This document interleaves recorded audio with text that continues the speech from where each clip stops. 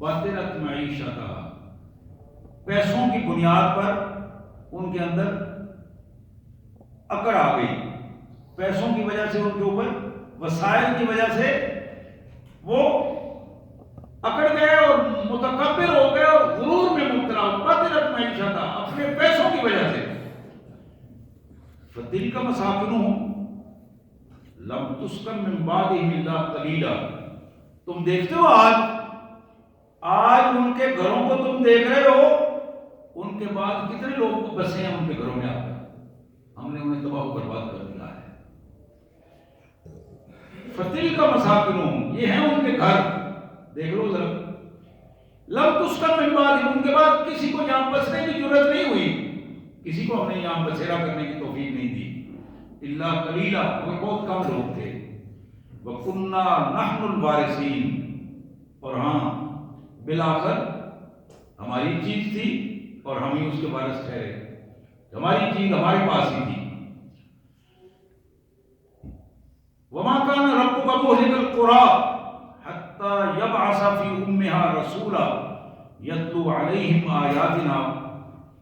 لوگو، میرے رسول آپ ہی سن لو، دنیا تک پہنچا دو، اللہ کسی بستی کو اس وقت تک عذاب میں مبتلا نہیں کرتا، اللہ کسی بستی کو تباہ و برباد نہیں کرتا اس وقت تک جب تک کہ اس بستی میں اللہ تعالیٰ اپنے دین کے حوالے سے اپنا نبی یا رسول نہ بھجوا دیں، اتمام حجت نہ کر دیں، اللہ کے بندے وہاں جا کر اللہ کا قرآن اور کلام نہ سنائیں، اس وقت تک بستی تباہ نہیں ہوتی، عذاب نہیں آتا۔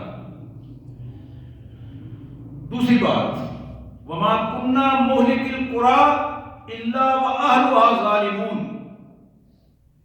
اللہ فرماتے ہیں کہ ہم کسی قوم کو، بستی کو، ملک کو، آبادیوں کو تباہ نہیں کرتے، عذاب نہیں دیتے، ان کے عذاب کی ایک بنیادی وجہ یہ ہوتی ہے اہلُهَا ظالمون، ان کے بڑے بڑے لوگ، رہنے والے لوگ، چھوٹے لوگ ظالم بن جاتے ہیں، اپنے اوپر ظلم کرنا شروع کر دیتے ہیں۔ بڑوں کا ظلم الگ ہوتا ہے، چھوٹوں کا ظلم الگ ہوتا ہے، بڑے بھی ظالم ہوتے ہیں اور چھوٹے بھی ظالم ہوتے ہیں۔ الا واہلها ظالمون، وہاں کے رہنے والے جب اپنے آپ کو ظالم ثابت کر دیں تو پھر اللہ کا عذاب آتا ہے۔ وما اوتیتم من شیء فمتاع الحیاۃ الدنیا وزینتها وما عند اللہ خیر وابقى افلا تعقلون۔ اب یہ پوری آیات کی آخری آیت ہے جس میں اللہ نے اس کا انجام اور پورا نتیجہ پیش کیا ہے۔ اللہ فرماتے ہیں وما اوتیتم من شیء، تمہیں ہم نے جو کچھ دیا ہے نا، فمتاع الحیاۃ الدنیا وزینتها، یہ دنیا کی زندگی کا سامان ہے اور یہ یہاں ہی خوبصورت لگے گا تمہیں، اس کی ساری رونق دنیا میں ہی ہے۔ فمتاع الحیاۃ الدنیا وزینتها، دنیا کی زندگی کا سامان اس دنیا کے لیے ہی ہے اور اس دنیا کے اندر یہ رہے گا اور یہاں کی رونقیں یہ بحال کرے گا، اس سے آگے نہیں۔ آگے کیا ہے؟ وما عند اللہ خیر، جو اللہ کے پاس ہے خیر وہ ہے، اصل سامان وہ ہے، اصل دولت وہ ہے، اصل رزق وہ ہے، وَأَبْقَى، اور وہی ہمیشہ ہمیشہ رہنے والا ہے، یہ دنیا میں فنا ہونے والا ہے، وہاں ابقا ہمیشہ ہمیشہ رہنے والا ہے۔ افلا تعقلون، تمہیں کیوں سمجھ نہیں آتی، بات کیوں نہیں سمجھ پا رہے ہو؟ سبحان اللہ وبحمدہ، سبحان اللہ العظیم وبحمدہ، نستغفر اللہ۔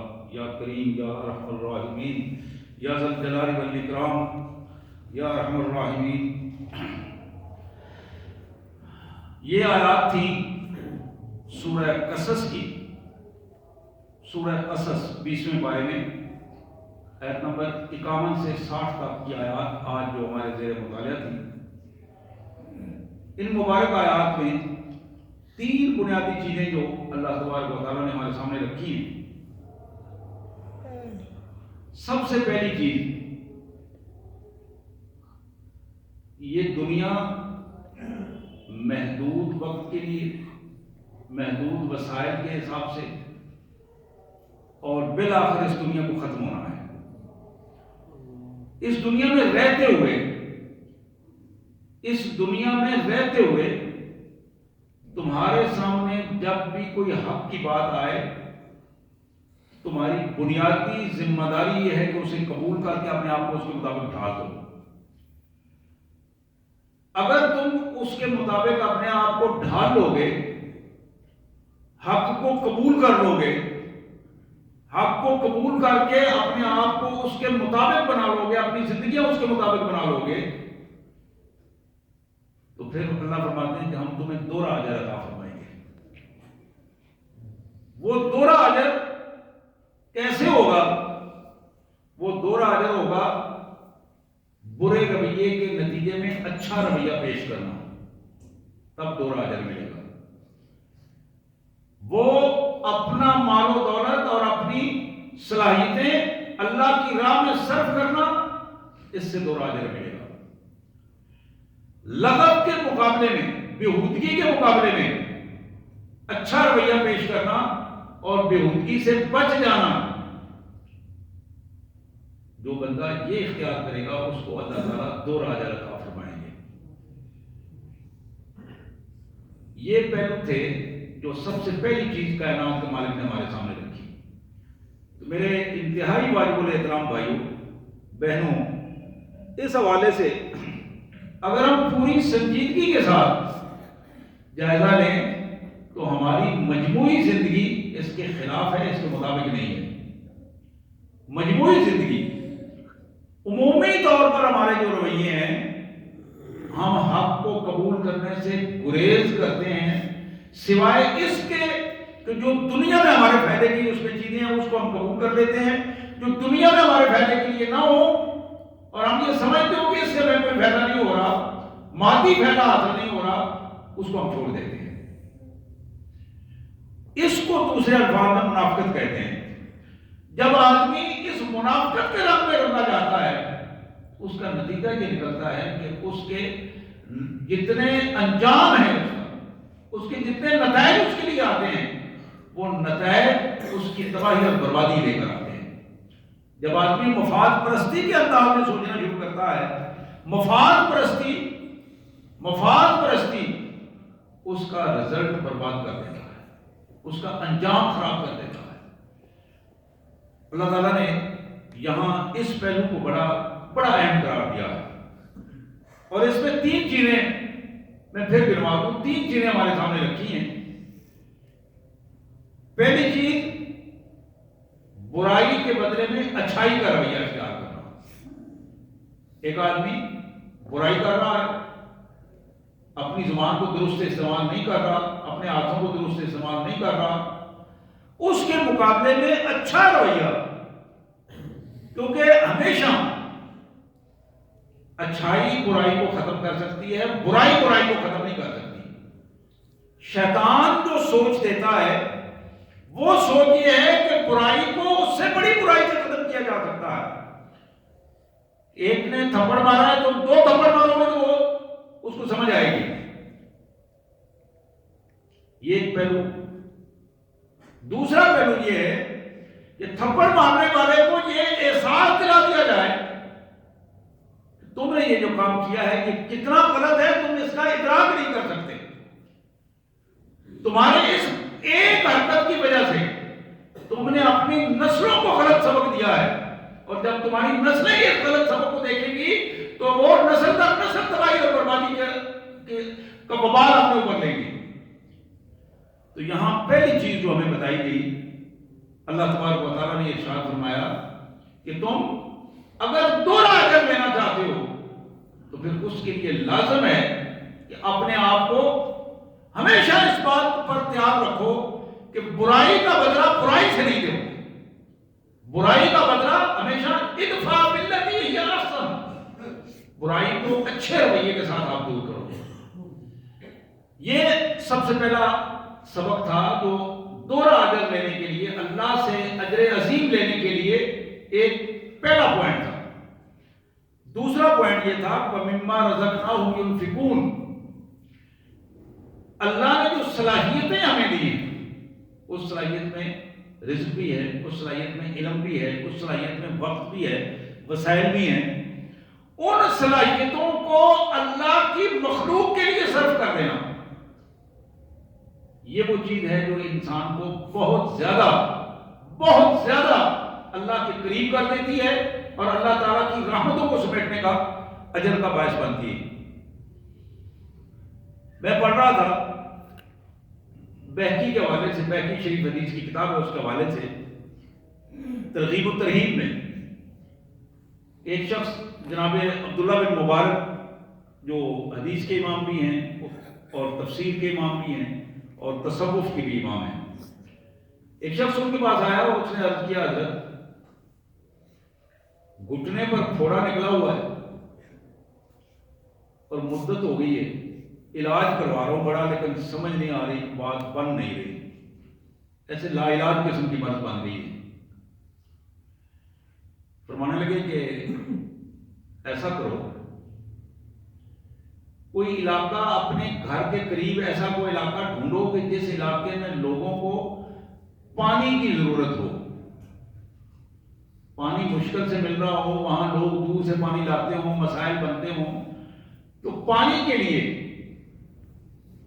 تو اس نے کہا کہ اس سے کیا ہوگا؟ تو آپ نے فرمایا کہ تم جا کے ایک کنواں کھدواؤ اور میں تمہیں یہ پورے یقین کے ساتھ یہ بات کر رہا ہوں کہ تمہارے کنواں کھودنے سے جو چشمہ ابلے گا اور اس سے لوگوں تک پانی پہنچے گا تو اللہ تبارک و تعالیٰ تمہارے لیے آسانی پیدا کر دے گا اور تمہارا یہ لا علاج مرض جو ہے وہ ٹھیک ہو جائے گا۔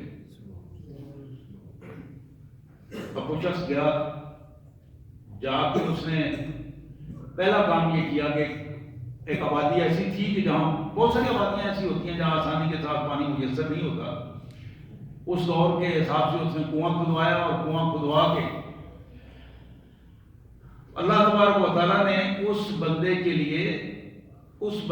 لیے اتنی آسانی پیدا کر دی، ایک ہفتے کے اندر اللہ تعالیٰ نے اس کی مرض ٹھیک کر دی۔ یہاں جو بات بتائیے نا وَمِمَّا رَزَقْنَاهُمْ يُنْفِقُونَ، جو شخص اپنے اللہ کی دی ہوئی صلاحیتوں کو امانت سمجھ کر اللہ کی مخلوق کے لیے استعمال کرتا ہے، اللہ تبارک و تعالیٰ اس کو مشکلات سے نکال دیتے ہیں۔ اس کے ساتھ ہی ایک دوسرا چھوٹا سا واقعہ لکھا ہوا تھا اسی کتاب میں، ترغیب و ترہیب کے حوالے سے بات کر رہا ہوں میں۔ امام ابو عبداللہ حاکم، مستدرک حاکم ان کی حدیث کی کتاب ہے، بڑی معروف کتاب ہے۔ امام حاکم کی پوزیشن یہ تھی کہ چہرے کے اوپر پھنسیاں نکل آئیں اور چہرے کے داغ بن گئے اور ایک سال گزر گیا، وہ علاج کے سکون نہیں آ رہا تھا ان کو۔ تو وہ ایک دوسرے بڑے بزرگ تھے حدیث کے امام ابو عثمان، ان کے پاس گئے تو کہنے لگے آج جمعہ ہے تو جمعہ والے دن آپ نے میرے لیے خصوصی دعا کرنی ہے، اللہ تعالیٰ میرے اس چہرے کی مرض کو دور فرما دے۔ اب انہوں نے ابو عثمان رحمۃ اللہ علیہ نے دعا کی۔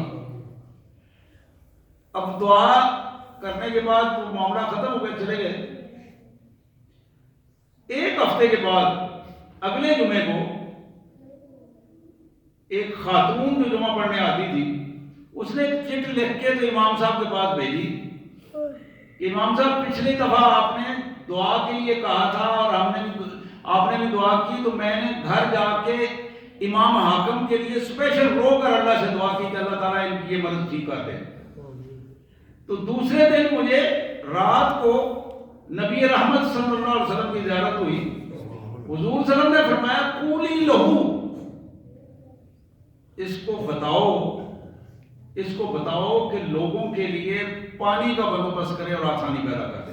سبحان اللہ۔ اب ان بزرگوں نے جب یہ بات سنی، وہ یہ چٹ لے کے امام حاکم کے پاس پہنچے، انہوں نے اپنے گھر کے سامنے ایک بڑا تالاب بنا دیا، اس پانی کو ٹھنڈا کیا اور لوگوں کے لیے وہ آسانی پیدا کر دی، جو آتا تھا اس کے لیے استعمال کرتا تھا۔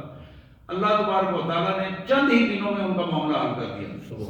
یہاں جو لفظ میں واقعات سر دست سامنے آئے اور میں نے سنا دیے، یہاں جو لفظ استعمال ہوا نا وَمِمَّا رَزَقْنَاهُمْ يُنْفِقُونَ، کہ جو لوگ اپنی صلاحیتوں کو، اللہ کی دی ہوئی صلاحیتوں کو اللہ کے لیے صرف کر دیتے ہیں، ایسے لوگوں کے لیے اللہ تبارک و تعالیٰ آسانیاں پیدا کرتے ہیں، اجر بھی دیتے ہیں، دنیا میں ان کے معاملات آسان کر دیتے ہیں۔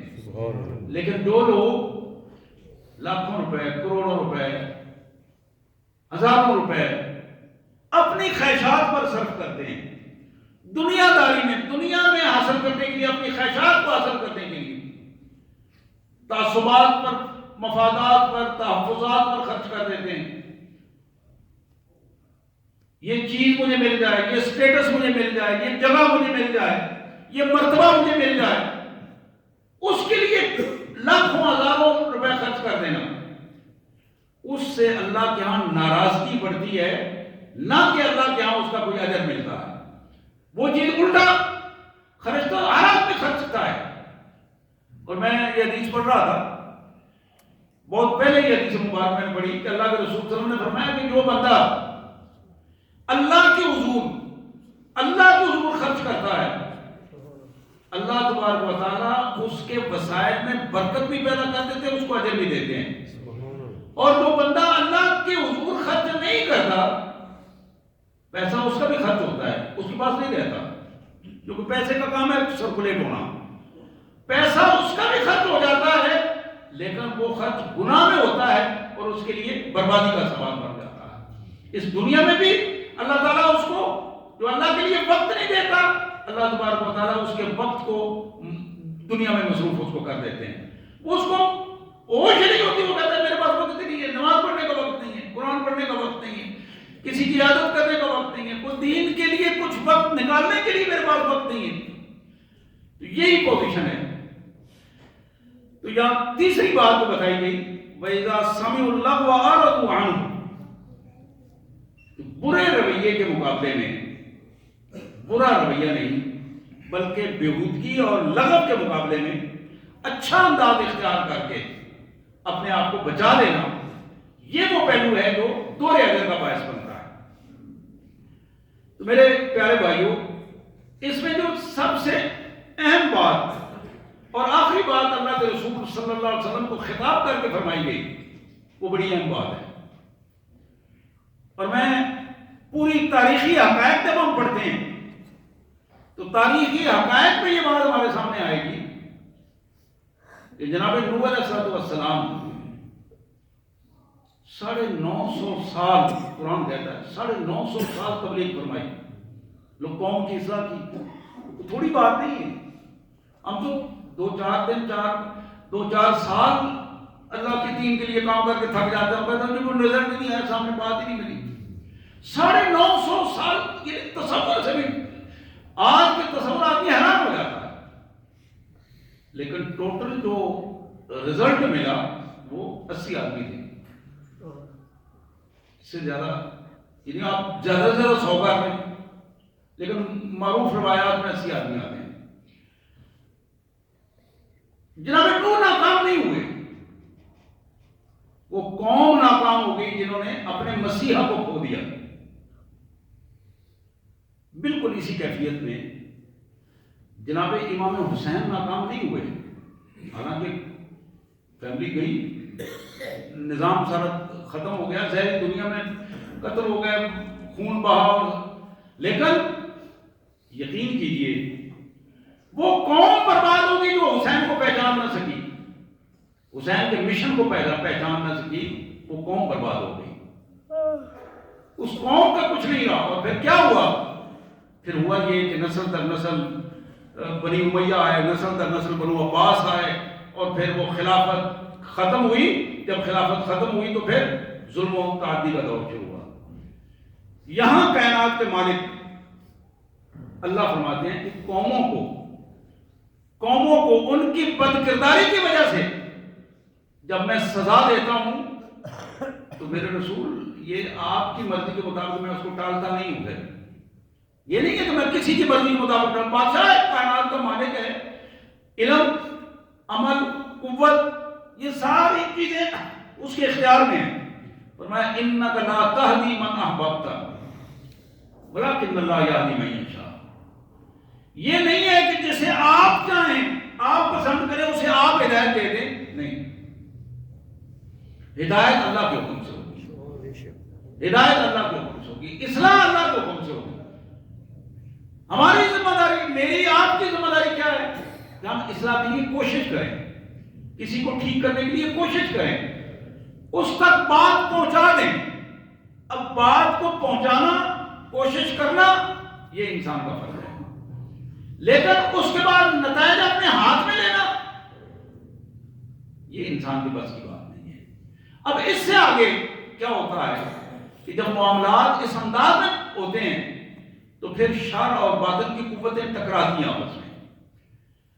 حق اور باطل یا شر اور حق کی جو کیفیت ہے، جب وہ ٹکرانے کی کیفیت آتی ہے تو بعض اوقات حق کا ٹمپریچر اتنا زبردست ہوتا ہے کہ وہ چند افراد بازی پلٹ دیتے ہیں۔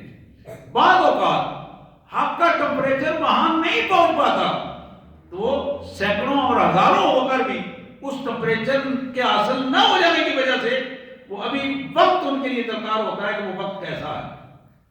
اور غزوہ احد پر جب قرآن نے تبصرہ کیا سورہ آل عمران میں تو وہ بڑا خوبصورت تبصرہ تھا۔ قرآن مجید نے کہا کہ تم نے غور کیا اس پر، تم نے غور کیا اس پر کہ ایک درے پر نبی نے جو بندے مقرر کیے تھے وہ بندے محض سامنے کی کیفیت کو دیکھ کر اپنے فیصلے کو تبدیل کر کے نکلا ہے۔ رسول کی چھوٹی سی نافرمانی ایک بہت بڑے نتیجے کو آگے پیچھے کر گئی۔ بالکل اسی انداز میں قرآن مجید نے یہ پہلو ہمارے سامنے رکھا کہ تم جب بھی اپنی زندگیوں میں کوئی فیصلے کرتے ہو، ان فیصلوں کی بنیاد حق کی بنیاد پر، قرآن کی بنیاد پر اور سنت کی بنیاد پر ہونی چاہیے۔ جہاں بھی تم دنیا داری میں آ کر دنیا دار لوگوں سے متاثر ہو کر ان کے حوالوں سے اپنے فیصلوں کو متاثر کر دو گے تو وہاں آگے تمہارا نظام جو ہے وہ تلپٹ ہو جائے گا، تم کامیابی کے راستے سے دور ہو جاؤ گے، اور پھر وہ تمہیں اپنا ٹمپریچر بنانا پڑے گا، پھر وہ اس سطح پر تمہیں آنا پڑے گا، اس سطح پر تمہیں اپنے آپ کو لانا پڑے گا، تب جا کے تمہاری محنت جو ہے اللہ کے حضور اس کیفیت میں اللہ تبارک و تعالیٰ اس کو اس کیفیت میں قابل قبول بنائیں گے۔ حضرات، بندہ مومن کے لیے جو بنیادی چیزیں میں اکثر عرض کیا کرتا ہوں تو آج بھی میں وہ دوہرا دوں آپ بھائیوں کے سامنے، بہنوں کے لیے بھی یہ پیغام بہت اہم پیغام ہے کہ بحیثیت مسلمان اپنے عقیدے کو درست کرنا لازم ہے۔ بحیثیت مسلمان اپنے عقیدے کو درست کرنا لازم ہے، اس کے بغیر بات نہیں بنتی۔ اگلا سارا نظام عقائد پر مبنی ہے، عقیدہ بنیاد ہے، اور عقیدہ کیا ہے؟ ان الامر کلہ للہ، اختیار سارا کا سارا اللہ کے پاس ہے، یہ عقیدہ ہے، یہ عقیدہ ہے۔ ان العزت للہ جمیعا، عزت ساری کی ساری اللہ کے پاس ہے اور اللہ کے دینے سے ہی ملتی ہے۔ اسی طرح اللہ تبارک و تعالی زندگی اور موت کا مالک ہے، اور یہ کس کو وہ کس انداز میں آزما رہا ہے اور کس سطح پر آزما کر کس کو وہ عزت دے کر بلند کرتا ہے اور کس کو بلند کر کے پھر نیچے گرا دیتا ہے، یہ سارے معاملات کائنات کے مالک کے پاس ہیں۔ اللہم مالک الملک تؤتی الملک من تشاء وتنزع الملک ممن تشاء وتعز من تشاء وتذل من تشاء بیدک الخیر انک علی کل شیء قدیر۔ لیکن عزت کیا چیز ہے؟ بعض اوقات ہم دنیا داری میں کسی اسٹیٹس پر پہنچنے کو عزت سمجھتے ہیں، وہ عزت نہیں ہوتی۔ عزت ہے دائمی کامیابی کا نام،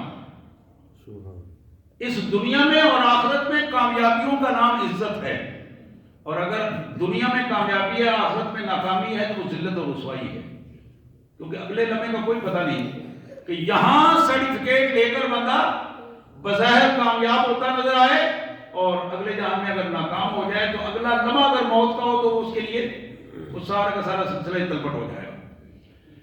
معلوم نہیں ہے کہ انسان کو کہ اس کا اگلا لمحہ کیسا ہے.